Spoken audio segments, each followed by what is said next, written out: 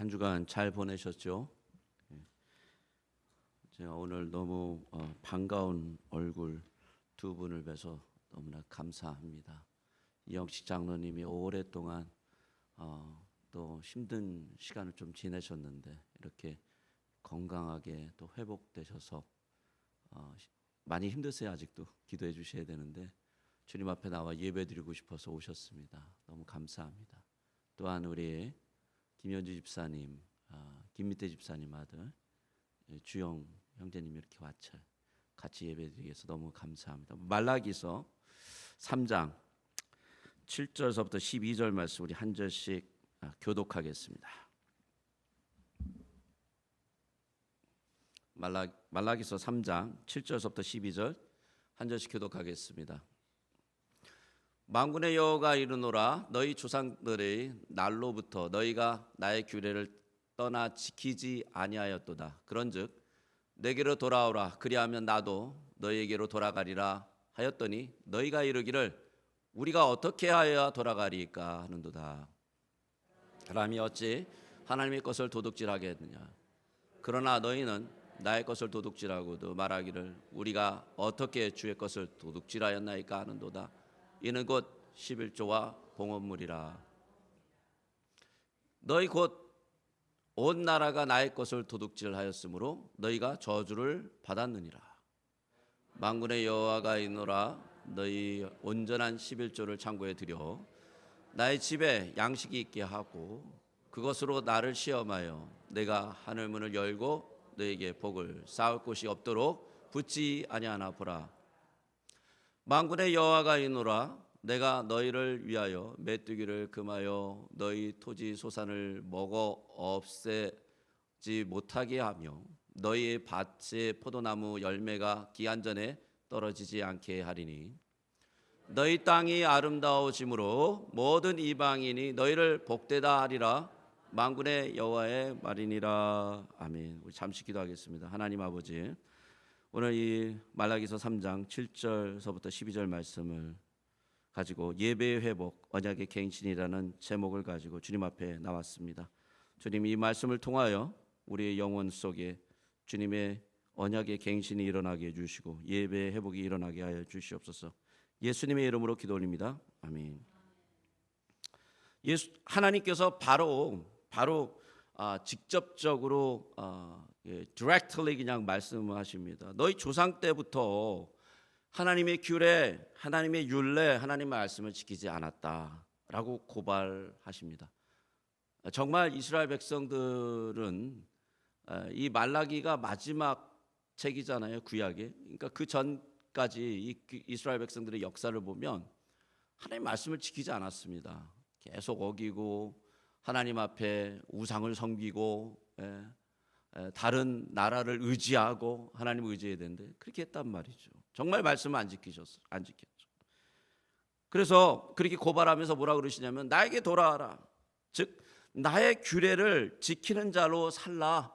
나의 말씀을 지키는 자로 다시 돌아와라 라고 하나님이 콜링을 하시는 거예요. 그러면 만약에 너희들이 그렇게 나한테 돌아오면 나도 너희에게 돌아가리라. 이런 고백을 하시는 겁니다. 너희들이 정말 나한테 많이 떠났는데 너희들이 돌아오면 내가 너희들에게 돌아가서 너희들과 함께 하겠다라는 말씀을 주신 거죠. 이 구절에서 유대인들, 하나님의 백성들인 이스라엘 백성들은 하나님을 떠나 살고 있다라는 것이 여실히 보입니다. 자, 그런데 이 하나님의 백성이라는 유대 백성, 이 이스라엘 백성들은 하나님의 이 고발과 고백에 대해서 어떻게 응답하시는가? 어떻게 응답하는가? 이 하나님의 고발이자 하나님의 고백이거든요. 근데 이 말씀에 대해서 이렇게 얘기합니다. 우리가 어떻게 해야 돌아가리까? 우리가 어떻게 해야 돌아가리까? 여기는 두 가지 의미가 숨겨져 있습니다. 첫 번째는 아니 하나님 우리가 언제 당신을 떠났습니까? 말 끝에 그 의미가 그런 게 숨겨져 있는 것이죠. 아니 우리가 하나님과 늘 함께 있지 않았습니까? 근데 우리가 무슨 돌아갈 필요가 있습니까? 하나님의 명령을 따라 우리가 살았지 않습니까? 비록 온 정성은 다하지 않았지만 우리가 말라기서 나눈 것처럼 예배는 드려졌단 말이죠. 예, 병들고 눈 멀고 예, 팔 부러지고 다리 상처 난 것들 가지고 예배를 드렸단 말이에요. 예배를. 예. 뭐 11조는 뭐 안 가져와 예물을 안 거랄지 모르겠지만 그래도 얼마큼 드리고 그렇게 예배가 진행됐단 말이죠. 그러니까 자신들의 생각에는요, 한순간도 하나님을 떠난 적이 없는 거예요. 그런 의미로 이런 얘기를 할 수 있죠. 두 번째는 어떤 거냐면 이런 거예요. 아니 과연 우리처럼 망가진 자들이 하나님께 다시 돌아갈 수 있는가? 라는 이 말을 아주 시니컬하고 아주 좌계적인 조롱적인 말로 대받아치는 거죠. 하나님의 말씀을. 우리가 너무 멀리 떠나왔기 때문에 다시 돌아가기가 힘듭니다. 아유 하나님 돌아오라고. 아유 말도 안 되죠. 아 싫습니다. 라는 이런 자조적 표현을 이렇게 하고 있다는 것이죠. 여러분 그게 어떤 것인지 저는 잘 모르겠어요. 어떤 게 더 정확한지 모르겠는데 그것이 어떤 것이 되었던 분명한 건 이거죠. 그들이 고집대로 살았고 죄악 속에 살았으며 하나님 없이 살았다라는 거예요. 그러니까 예배가 무너진 거죠. 예배가. 그러니까요. 예배가 무너지니까 어떻게 됩니까? 제일 먼저 나타나는 것이 뭐냐면 하나님께 드리는 헌신이 망가지는 것입니다. 헌신의 문제가 생기는 것입니다. 헌신은 삶을 드리는 문제인데 이 헌신의 문제는요, 직접적으로 이 헌신의 문제에 우리의 물질관이 섞여져 있어요. 거기에 물질의 문제가 같이 포함되어 있단 말이죠. 이 헌신의 문제. 11조는 물질을 드리는, 헌신을 드리는 가장 기본적인 본질적인 관문이에요. 그래서 오늘 본문을 가지고요 많은 논쟁이 있는데 대부분의 목사님들은 오늘 본문을 사용해서 어떻게 하냐면 11조를 하십시오 이렇게 설교를 끝내요. 그리고 그게 핵심이에요. 11조를 하나님께 드리는 사람은요 곳간이 넘쳐나고 정말 넣어둘 수 없을 정도로 축복받습니다. 예, 그리고 여러분의 삶이 융택해지며 아름다워지고 하나님이 여러분의 인생을 다 풀어주실 것입니다. 반면에 11조를 안 드리잖아요. 그러면요 하나님께서 그 애굽에 내렸던 그 저주의 병들이 여러분들에게 임할 것이고 여러분의 이 열매가 없을 것이고 결국 여러분이 갖고 있던 재산과 복이 다 떨어져 나갈 것입니다 라고 하나님의 말씀을 변조해서 거짓으로 설교합니다. 거짓말이에요. 그건 제가 듣기에. 하나님은 그렇게 이 말씀을 주신 게 아니에요. 우리 10절 다시 한번 읽어볼까요? 10절 같이 읽겠습니다. 시작. 만군의 여호와가 이르노라 너희의 온전한 11조를 창조해 드려 나의 집에 양식이 있게 하고 그것으로 나를 시험하여 내가 하늘 문을 열고 너에게 복을 쌓을 곳이 없도록 붙지 아니하는가 보라. 여러분 이 말라기 본문으로 설교를 얼마나 많이 들으셨습니까? 여러분 미국 잡지 중에요 리더십 저널인인데 이런 기사가 났어요. 어느 미국 교회가 이 오늘 우리가 읽었던 이 10절 말씀을 가지고 이 구절로 11조를 독려하며 광고를 낸 거예요. 이 말씀대로 3년 동안 11조를 온전히 했는데도 수입이 늘지 않았다면 드린 모든 11조를 반환해 드리겠습니다. 이 황당한 이 광고가 직접 났었어요. 뭐라고 나왔냐면 이렇게 나왔죠. 100% money back guarantee. 어떻게 생각하십니까? 상업 광고하듯이 낸 거예요. 여러분 여기에 뭐가 잘못이죠? 어떻게 생각하십니까? 성경에 있는 말씀 그대로 믿고 행한 것인가요? 여러분 이 본문을 얼마나 엉뚱하고 기복적으로 믿는가라는 걸 보여주는 아주 좋은 일례죠. 이게 일반적으로 돈과 헌금은 목사님들에게 가장 피하고 싶은 설교 주제입니다. 이런 구절을 설교할 때 교인들은 교회가 어려운가? 돈이 없는가? 뭐 그렇게 생각하기도 하시고 목사님이 돈만 밝히시나? 뭐 이런 생각도 하시고 그래요. 여러분 돈, 물질 문제를 건드리는 것처럼 예민한 문제가 없습니다. 그럼에도 불구하고 돈에 대한 설교를 완전히 피할 수 없습니다. 왜냐하면 왜 그러신지 아십니까? 성경에 너무나 많은 부분이 그 주제에 대해서 얘기하고 있어요. 사실은 돈의 문제에 대해서. 어떤 성경학자는 예수님의 모든 말씀 중에 3분의 1이 돈과 관련된 말씀이다라고 분석도 했습니다. 왜 그렇습니까? 돈이 힘이기 때문이에요. 돈이 힘이 있어요. 돈은요, 사람을 지배합니다. 지배하고 있어요. 공산주의 아버지라고 할 수 있는 칼 마르크가 이를 잘 간파한 사람이죠. 그는 돈의 힘을 알았고요. 이 돈이라는 게 사람의 마음을 지배할 뿐만 아니라 하나의 체제를 만들어서 사람들을 움직일 수 있다고 생각한 거예요. 그래서 공산주의를 만든 거예요. 거기서부터 모든 공산화 하자. 그러니까 사람들이 어떻게 하면 혹하죠. 그래가지고 다 끌려다니는 거 아닙니까? 결론적으로는 나라가 망하고 모든 것이 다 망하잖아요. 이 공산주의가 이루어질 수가 없잖아요. 하나님께서도요, 이미 그것을 진작에 말씀하셨고, 예수님께서도 지상에 계실 때 이것에 대해서 다루셨고, 사도들의 쓴 그 편지 속에서 이것에 대해서 다뤘습니다. 신앙과 돈, 신앙과 물질의 상관관계는요, 무시될 수 없고 또한 분리되지도 않아요. 돈은 또한 우리를 자기 자만으로 몰고 갈 수 있는 아주 가장 위험한 것이기도 해요. 돈을 잘못 생각하면 우리가 자기 자만 속에 살게 돼요. 오늘 말씀은요, 이런 돈의 문제가 아니에요. 하나님의 백성들은 세상의 물질을 넘어선 하나님의 언약의 갱신을 통해 진정한 예배를 드리는 자들이다 라고 선언한 말씀이에요. 사실 오늘 말씀이. 근데 이것을 잘못 해석하고 잘못 딜리버리 해가지고 11조를 많이 하세요. 축복받습니다. 11조를 안 하면 망합니다. 이런 식으로 하나님 말씀을 왜곡한단 말이죠.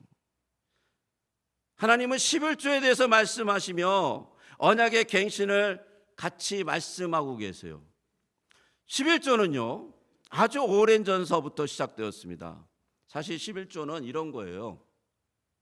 왕에 있으면요, 왕 밑에 귀족들이 있잖아요. 그리고 부족들이 있잖아요. 그리고 작은 마을의 지도자들이 있잖아요. 뭐 읍장, 뭐 이런 사람들이요. 그러면 이 왕과 그런 사람들과 언약을 맺는단 말이에요. 언약. 어떤 언약인가요?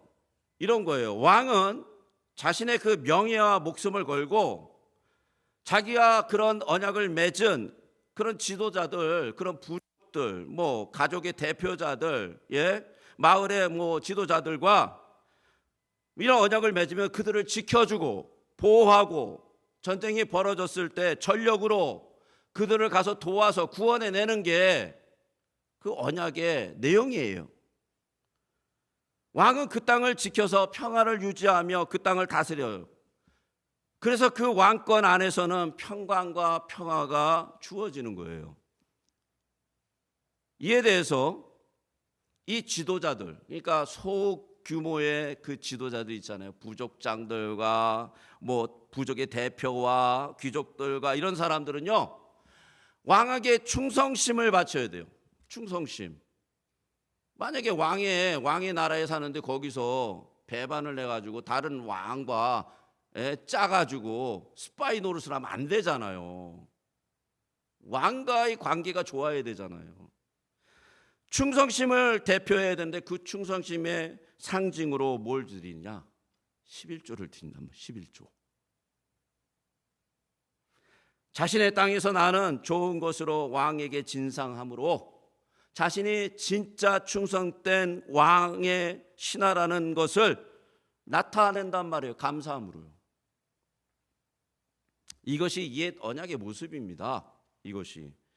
여러분, 이 모습이 잘 드러나는 것이요, 아브라함과 멜기세덱의 그 관계예요. 아브라함이 11조를 멜기세덱에게 딱 줍니다. 우리 창세기 14장 17절부터 20절 말씀 우리 한 절씩 교독해 보겠습니다. 제가 17절 읽습니다.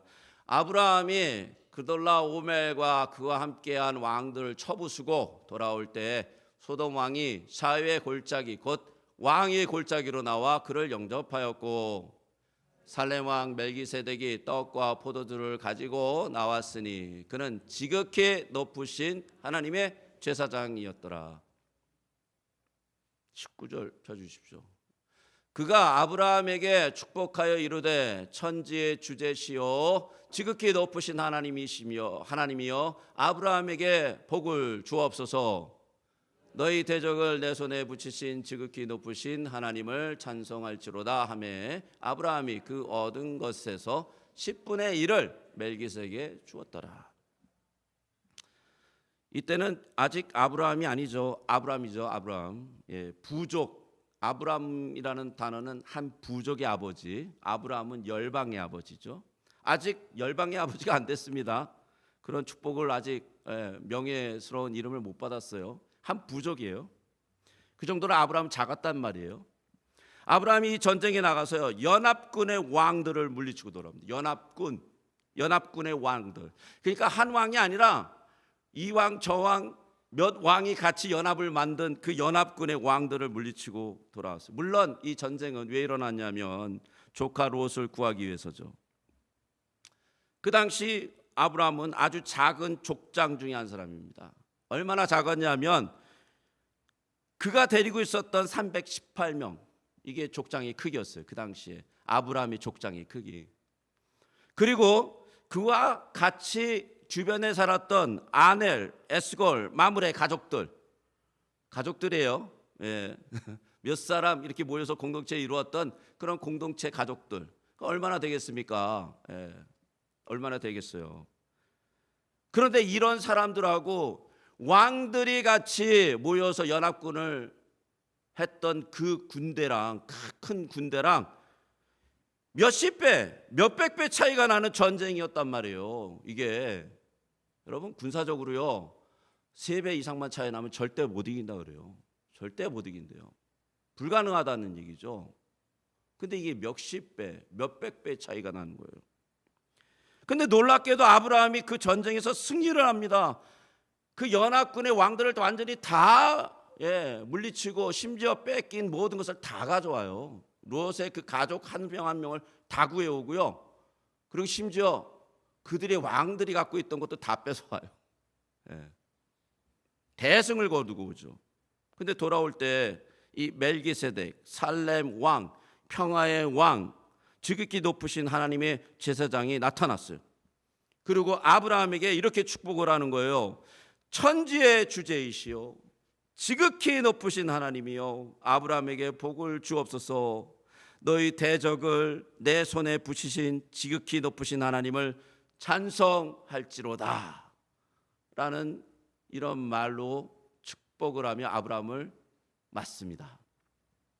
여러분 이 축복이 어떻게 들립니까? 이 축복에 아주 너무 중요한 내용이 들어있죠. 아브라함은요 멜기세덱이 축복한 그 말씀을 지금 방금 전에 이 연합군과의 전쟁 속에서 경험한 거예요. 그냥 약한 족장 중에 한 사람인데, 그리고 자기가 데려간 사람들은 한 왕의 군사하고도 비교도 안 될 그런 작은 군사인데 멜기세덱의 말대로 이거는 불가능한 일인데 이 전쟁을 누구 때문에 이겼어요? 누구 때문에? 누가 그 생명의 위급한 전장에서 아브라함과 그와 함께한 자들을 지키셨습니까? 누가 지켰어요? 아브라함의 손에 그 왕들의 목숨을 붙이신 이가 누굽니까? 그 군대를, 엄청난 군대를 지극히 높으신 하나님이시죠. 지극히 높으신 멜기세덱은 아주 정확하게 정말 누가 진정한 왕이신지, 만왕의 왕이신지, 만군의 주이신지, 그리고 그분을 따르는 신하가 누구인지, 누가 그분을 따라 살 수 있는지 잘 설명하고 있단 말이에요. 이 말, 축복의 말 한마디에 다 들어가 있어요. 그러니까 아브라함이 듣자마자 아브라함은 그 관계의 언약이 어떤 것인지 보여줍니다. 어떻게 보여줘요? 멜기세덱에게 11조를 드린단 말이에요. 이 평강의 왕에게 11조를 딱 드리는 거예요. 왜인가요? 하나님은 아브라함의 진정한 왕이었어요. 진정한 왕이에요. 예. 아브라함이 아무리 생각해봐도 그분이 왕이에요. 자기를 보호하시고 큰 군사들과 싸웠는데 승리하게 하셨어요. 여러분, 아브라함이 처음 하나님께 부르심을 받았을 때 아브라함과 하나님이 어떤 언약을 맺느냐? 이 언약이 창세기 12장 1절에서 4절에 나와 있잖아요. 우리 한번 한 절씩 교독해 볼까요? 여호와께서 아브라함에게 이르시되 너는 너의 고향과 친척과 아비의 집을 떠나 내가 네게 보여줄 땅으로 가라. 내가 너로 큰 민족을 이루고 내게 복을 주어 내 이름을 장대하게 하리니 너는 복이 될지라. 너를 축복하는 자에게는 내가 복을 내리고 너를 저주하는 자에게는 내가 저주하리니 땅의 모든 족속이 너로 말미암아 복을 얻을 것이라 하신지라. 이 아브라함이 여호와의 말씀을 따라갔고 롯도 그와 함께 갔으며 아브라함이 하란을 떠날 때 75세였더라. 하나님께서 언약을 선포하십니다. 어떤 언약 선포하십니까? 아브라함이 복의 근원이 되겠다. 그래서 아브라함을 축복하는 자에게는 하나님이 복을 내리고 아브라함과 대적하는 자는 아브라함을 저주하는 자에게는 내가 저주해버리겠다. 땅의 모든 족속이 아브라함 통하여 말미암아 복을 얻을 것이다 라는 언약을 딱 선포해 주십니다. 하나님이 뭐라 그러는 거예요? 내가 너를 보호하고 너를 지켜주며 이제 내가 너의 왕이 되겠다는 선언이죠. 이 선언에 아브라함이 해야 되는 것이 있습니다. 하나님의 말씀을 따라야 되는 거죠. 그래서 그 친척집 아비집을 떠나 하나님이 명하신 곳으로 가고 있습니다. 그런데 여기서 아주 재미있게 표현을 합니다. 우리가 이 말씀을 자세히 읽어봐야 되는 이유가 있어요. 말씀을 자세히 읽지 않으면 이런 것이 자꾸 놓쳐지는데 이런 거예요. 아브라함은 하나님의 말씀에 순종하여 떠났더라 라고 표현하지 않아요. 아주 재미있게 표현을 합니다. 뭐라고 표현하냐면 여호와의 말씀을 따라갔다라고 표현해요. 여호와의 말씀. 이것이 언약을 맹세한 자의 모습이에요. 말씀과 동행하는 모습이란 말이에요. 그냥 하나님이 너 떠나. 그래서 그냥 떠난 게 아니라 아브라함이요 지금 이 말씀을 따라 순종하며 나아가고 있다는 얘기예요. 말씀과 계속해서 동행하고 있다는 얘기예요. 이 언약은 단지 한 번의 순종으로 끝나지 않고 하나님의 말씀을 따르는 삶으로 계속해서 나타나고 있단 말이에요. 아브라함 삶 속에서. 구원의 약속이 영원하듯이 언약은 연속적이고 영원합니다. 왕들과의 전쟁 이후에 지극히 높으신 하나님이 이 제사장 멜기세덱에게 11조를 드린 이후에 하나님께서 아브라함에게 다시 한번 나타나십니다. 그리고 하나님께서 아브라함에게 맹세하신 언약이 무엇인지, 처음 언약을 맺었을 때 그 언약이 어떤 것인지 다시 한번 구체적으로 보여주기 위해서 하나님이 나타나세요. 그게 창세기 15장 9절에서 10절 말씀이죠. 우리 같이 한번 읽어볼까요? 9절에서 10절 같이 읽겠습니다. 시작. 여호와께서 그에게 이르시되 나를 위하여 3년 된 암소와 3년 된 암염소와 3년 된 숫양과 산비둘기와 집비둘기 새끼를 가져올지니라. 아브라함이 그 모든 것을 가져다가 그 중간을 쪼개고 그 쪼갠 것을 마주 대하여 놓고 그 새는 쪼개지 아니하였으며. 여러분, 이 일을 왜 했을까요? 하나님이 시켰기 때문이죠. 근데 이 일은 그 당시에 언약의 맹세와 관련이 있습니다. 그 당시에 맹세를 맺는 그 풍습과 관련이 있어요. 그 당시에 왕과 귀족, 그러니까 아까 말씀드렸던 어떤 왕이 어떤 족장이나 어떤 마을의 총장이나 아니 그 사람들을 지키고 이렇게 언약을 맺어갈 때 짐승을 반으로 쪼갭니다. 죽이죠. 그 피를 빼고 반으로 쪼개요. 그래서 양옆 상에다가 이렇게 넓은 상에 양옆에 이렇게 놓아요. 그리고 재물 사이를 그 왕과 그 귀족, 그 족장들이 같이 걸어가는 거예요. 누구든 그 언약을 맺는 사람이 같이 걷는 거예요. 언약을 맺을 때. 그러면서 언약에 대한 선포를 합니다. 뭐라고 선포하냐면 이렇게 선포해요. 내가 만약 언약을 깨뜨리고 이 맹세를 어기면 여기에 있는 이 재물과 같이 쪼개질 것이 신에게 맹세할지어다. 이 선약을 해요. 맹세 선언. 그러면서 걷는 거예요. 같이 그 쪼개진 동물 사이를. 그래서 만약에 왕이요, 이 귀족이나 이 족장이 정말 힘이 필요하고 적군이 쳐들어와서 도와줘야 되는데 안 도와주면 왕이 그 일을 당하는 거예요. 왕이. 그리고 만약에 이 귀족과 이 족장이 정말 이 왕에게 충성심을 보여주지 않으면 그 일을 당하는 거예요. 만약에 그 왕을 섬기지 않고 다른 왕을 섬기거나 그 언약을 지키지 않으면 자기가 그렇게 쪼개지는 거예요. 이 언약의 맹세 위에는요, 왕은 목숨을 걸고 그 귀족 족장을 지켜야 하고 그 족장과 귀족은 목숨을 걸고 왕에게 충성을 다해야 돼요. 그게 언약의 맹세입니다. 그때 그 목숨에 건 충성의 증표로 11조를 드리는 거예요. 이 족장은. 근데 창세기 15장에 나오는 하나님과 이 아브라함의 언약엔 이상한 점이 발견됩니다. 분명히 하나님과 아브라함이 같이 그걸 걸어야 돼요. 거기를. 근데 그 쪼개진 재물을 누구만 통과하시냐면 하나님만 통과하세요. 아브라함은 하나님과 그 재물 사이를 통과하지 않아요. 또한 아브라함은 이런 맹세도 하지 않습니다. 내가 만약 언약을 깨뜨리고 맹세를 어기면 여기에 있는 이 재물과 같이 쪼개질 것을 신에게 맹세합니다 라고도 외치지 않아요. 하나님께서만 창세기 15장 17절 18절에 이렇게 그 사이를 지나가면서 맹세하시죠. 같이 한번 읽어볼까요? 시작. 해가 져서 어두울 때에 연기나는 화로가 보이며 타는 횃불이 쪼갠 고개 사이로 지나더라. 그날에 여호와께서 아브라함과 더불어 언약을 세워 이르시되 내가 이 땅을 애굽 땅에서부터 큰 강 유브레다까지 내 자손에게 주노니.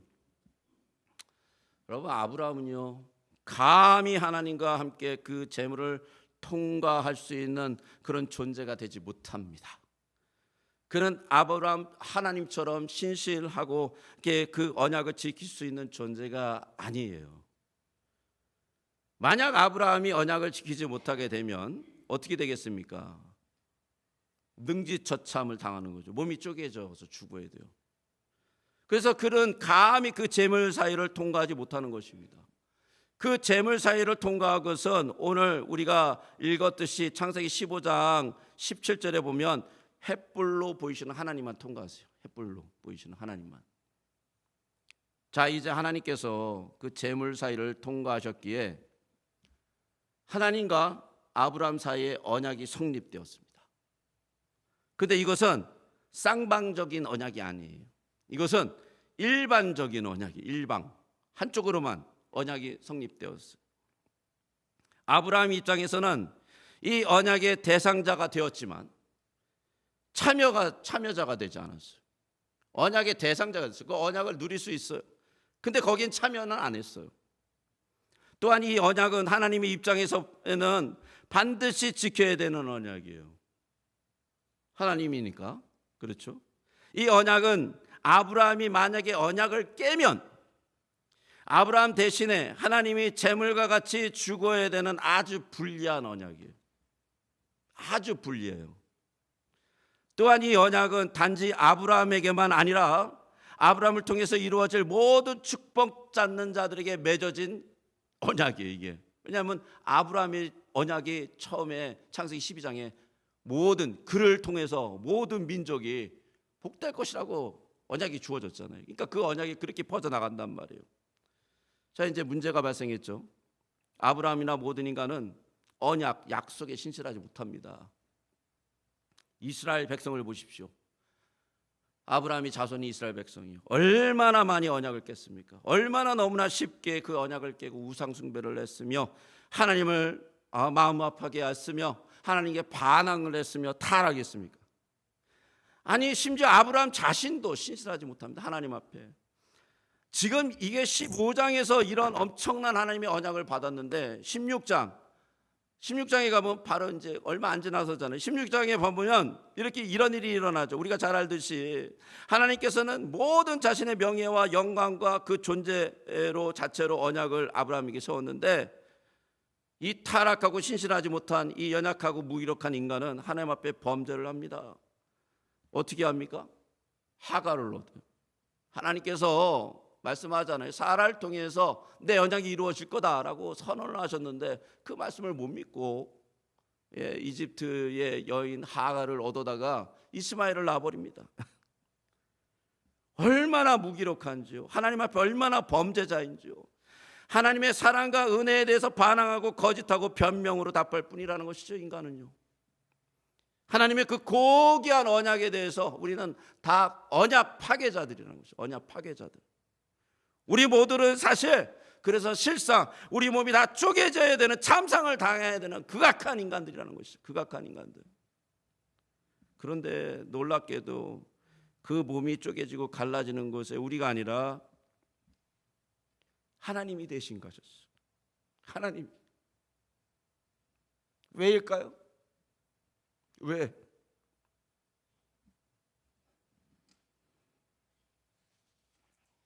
창세기 15장에서 하나님이 자신이 아브라함 대신에 제물이 되실 거라고 몸소 보여주셨잖아요. 아브라함이 거기를 걷지 않잖아요. 어디 누가 걷습니까? 언약에 신실하신 하나님이 거길 걸으세요, 혼자. 그리고 그 언약을 지키시기 위해서 인간의 몸을 입고 오시는 거예요. 십자가에서 자기의 몸을 쪼갰단 말입니다. 그 제단에서 자기의 피를 다 흘려주셨단 말이에요. 하나님의 언약을 깨셨습니까? 아니지 않습니까? 우리 지독한 고집센 이 잘못된 죄인들이 그 언약을 지금도 깨고 있지 않습니까? 지금도.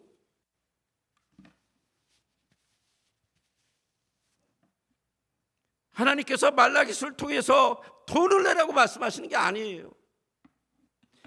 헌금을 많이 해서 하나님이 주시는 축복을 받으라고 하는 얘기가 아니에요. 언약을 갱신하라는 얘기예요. 언약. 어떤 언약이라는 거예요? 하나님이 진정한 왕이 되어야 된다. 너희들이. 그리고 그 진정한 언약과 맺은 부족장과 귀족과 하나님의 백성이 되어야 된다는 거예요. 하나님은 전 존재를 들여서 그 언약을 지키셨어요. 전 존재를 들여서. 하나님은 페이스풀 하신 분이에요. 페이스풀. 전능하신 하나님께서 이 지옥의 자녀들을 위해서 기꺼이 자기의 목숨과 영광과 모든 존귀를 다 내려놓으셨어요. 그런데 왜 아직도 우리는 자신의 것을 붙잡고 삽니까? 왜 자신의 것이 잘 돼야 된다고 생각하십니까? 왜 하나님의 영광을 바라보지 못합니까? 왜 하나님의 나라는 바라보지 못합니까? 여러분 가운데 십자가의 보혈이 흐르고 있습니까? 언약이 십자가의 보혈 아닙니까? 누가복음 22장 20절을 같이 한번 읽어보겠습니다. 같이 읽겠습니다. 시작. 저녁 먹은 후에 잔도 그와 같이 하여 이르시되 이 잔은 내 피로 세우는 새 언약이니 곧 너희를 위하여 붓는 것이라. 만찬을 하시면서 하시는 말씀이죠. 그러므로 이 말씀은요, 예수님께서 채찍에 맞으시며 손가발에 못을 박히시며 가시관을 머리를 쓰시며 허리에 창을 찔리시며 흘리신 보혈을 의미합니다. 이 예수님이 얘기한 이 새로 피로 내어 세운 새 언약은요, 우리의 언약은 죄송합니다. 십자가의 보혈의 언약입니다. 보혈의 언약이에요. 나의 영혼 속에, 나의 삶 속에 예수 그리스도의 십자가 없다면 여러분 언약이 없는 거예요. 만약에 나의 삶 속에 이 생명의 피가 흐르지 않는다면 여러분은 언약과 상관없이 살아가는 것입니다. 아니면 그 언약이 세상살이에 너무 희미해져 있거나요. 말라기에서 말씀하셨듯이 예수님은요 언약의 사자이십니다. 언약의 사자. 그분은 하나님의 신실한 언약을 지키시려고 가장 높으신 그 지위를 다 내려놓고 가장 낮은 자의 인간의 모습으로 오셨습니다. 심지어는 그 모습의 정점은 그 언약을 지키시기 위해서 십자가의 가장 처참한 자리까지 가셨던 것이죠. 기독교는요 언약의 종교입니다. 여러분, 언약을 우습게 여긴다면 예수님이 말씀하셨듯이 예수님께서 이 땅에 다시 돌아오실 때 그 언약을 우습게 여긴 자들을 뭐라 그러실까요? 착하고 충성된 종아라고 불러주실까요? 아니요, 나는 너를 모른다 라고 나오실 것입니다. 오늘 말씀을 준비하면서요 제 마음에 다가온 게 있습니다. 우리 벨리 중앙장로교회가 다시 한번 새롭게 해야 된다라는 것이죠. 언약으로, 그리스도의 피로, 생명으로 내 속에 사망과 죽음을 이길 수 있는 그 생명의 피가 흐르는지 여러분 체크해 보십시오. 그것은 실제 생활에 나타나게 되어 있습니다. 생각 속에 머무르지 않아요. 제가 말씀드렸듯이 언약은 우리의 삶을 움직이는 원동력이에요. 여러분, 왜 이렇게 주님께서 이 새로운 언약에 대해서 강조하실까요? 왜 언약의 갱신에 대해서 이렇게 말씀을 주실까요? 이유가 딱 한 가지예요. 그것만이 이 사망과 죽음을 이겨낼 수 있는 유일한 힘이기 때문이에요. 그거 외에 생명이 어디 있습니까? 이 세상을 어떻게 이기겠어요? 이 언약으로 살아가는 자들만이 하나님의 영광을 드러내며 하나님의 제자로 살아갈 수 있단 말이죠. 사랑하는 벨리 중앙장로교회 성도 여러분, 이 예수 그리스도의 언약으로 살아가실 주님의 이름으로 축복합니다. 그리스도의 언약이 여러분 속에 살아나야 돼요. 그 심장으로, 그 피로, 그 능력으로 살아가실 주님으로 축복합니다. 같이 기도하겠습니다. 하나님 아버지, 우리가 정말 부족한 자들입니다. 우리는 늘 우리를 바라보고 또 때로는 하나님 좌절하고 절망하며 쓰러져 있습니다. 주님께서 흘리신 그 보혈이 우리의 영혼을 살리고 우리의 생각을 바꾸며 우리의 비전과 꿈이 되게 해주시고 하나님, 이 교회에 하나님 나라가 임재하고 하나님의 뜻이 이루어지며 언약의 신실한 예수 그리스도를 바라보며 우리가 전진하도록 도와주시며 하나님, 복음의 능력이 충만한 교회, 성령님이 그 언약으로 인하여 불붙듯이 일어나는 교회 되게 하여 주시옵소서. 주님, 이곳에 수많은 영혼들이 와서 회복과 아버지님 치유와 구원의 역사가 일어나도록 축복하여 주시옵소서. 하나님, 이 교회를 주님의 핏값으로 사셨사오니 주님의 핏값에 알맞는 교회가 되게 하여 주시옵소서. 예수님의 이름으로 기도 올립니다. 아멘. 우리 결단 찬송하시겠습니다. 384장.